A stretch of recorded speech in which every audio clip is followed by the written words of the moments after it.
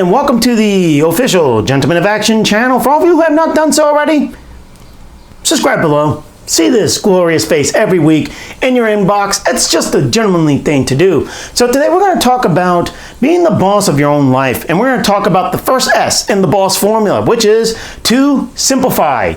Yes, many of us tend to not simplify our lives because we're constantly in clutter. So I'm here today to give you some tips on how you can declutter and simplify your life so then you can get started on those projects that really matter. Let's get started. So the purpose of this is to simplify your life and declutter stuff. Now, there's a very big difference between having stuff and having crap. Stuff are things that you can use. Crap is useless stuff. So for all of you out there that have too much crap, this video is for you.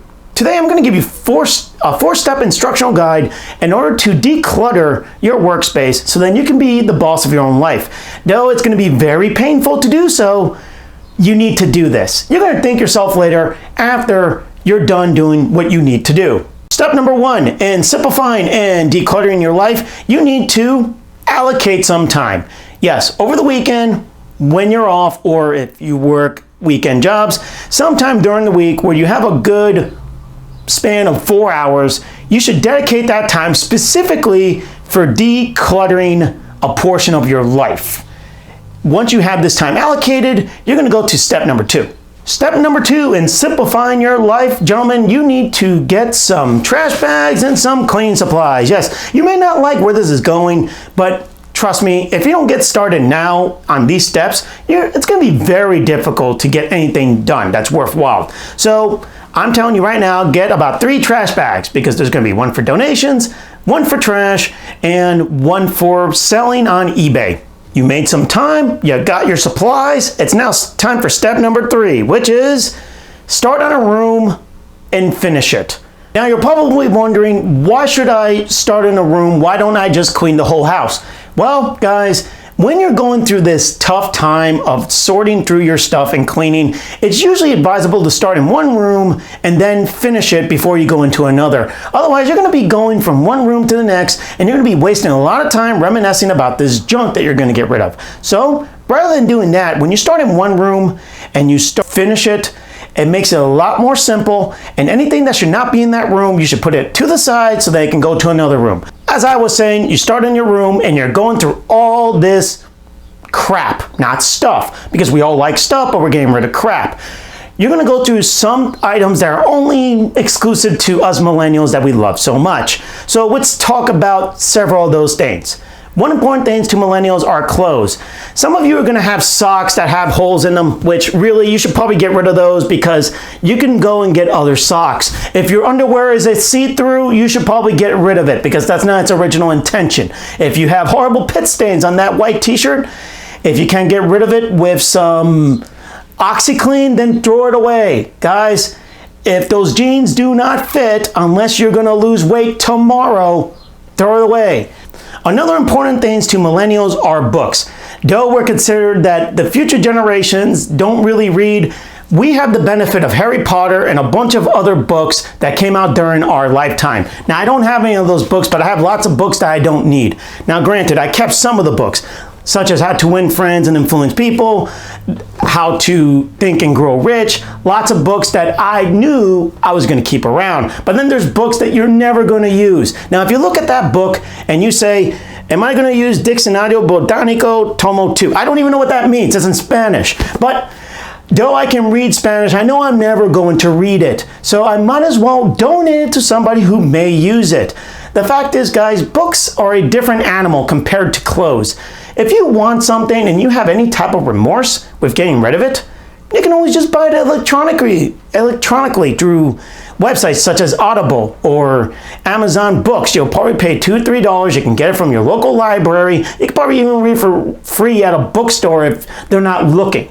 But if you really want it, you can always repurchase it, whether it's electronical or whether it's through another source. I'm just telling you, there's no reason to keep hundreds of books, unless that's your thing, which, I'm sorry, you should probably still simplify and only keep the books you really want to keep. Comic books and manga. Yes, the millennial generation is famous for loving Japanese literature and reading comic books.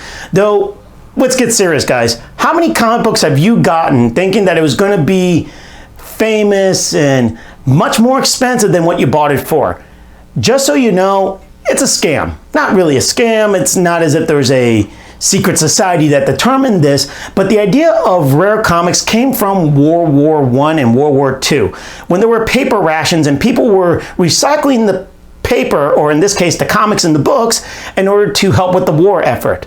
But those days are over. We're in times of mass printing and digital everything. So right now your comics, unless it's Batman, and even then that's a stretch, you're not going to make a whole lot of money keeping a book for a million years.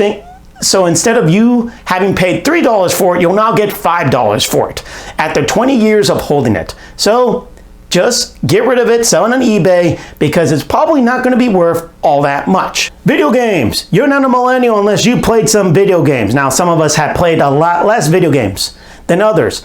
But me, I'm a gamer. I played games all my life. And it took me over 8 years to get rid of every video game I had that I just had lying around for the old systems. Because I told myself, I need to get rid of these things. And every time I would look at those games, I would say, oh, how great they are. I think about the memories of playing them, and oh, I daydream for about 30 minutes and I put it back and then I keep it there for another year or two. Well, that got thrown away. Why? Because, guys, unless you have the old systems, you're not going to play some of these games.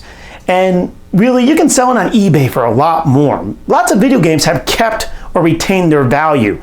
Also, with so many new platforms such as the PlayStation Network, Xbox Live, and all those other cloud-based systems, you can play a lot of these old video games without needing that old system. So, from one millennial to the next who's an avid gamer, understand, you should probably get rid of some of those games while they're still valuable. Otherwise, the moment they become digital, they're going to go way down, like some of my other games have. So, get rid of them. Sorry. And very good, gentlemen, you're now one step closer to becoming the boss of your own life. And today we talked about simplifying your life. And by that I mean decluttering and making things a lot more simple. Sometimes you're going to understand when you have stuff, because all great gentlemen believe that being a gentleman is acquiring a lot of wealth and having things of luxury. But that's not necessarily true.